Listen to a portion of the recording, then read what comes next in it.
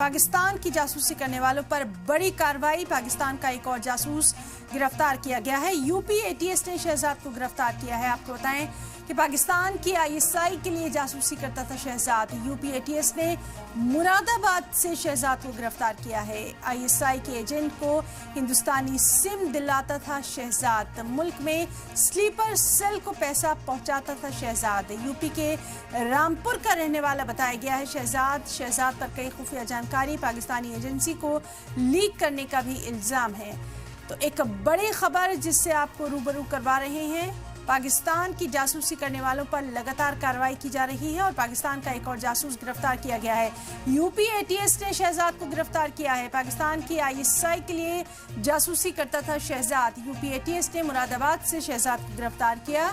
ISI के agents को हिंदुस्तानी SIM दिलाता था। मुल्क में स्लीपर सेल को पैसा पहुंचाने का काम करता था शहजाद।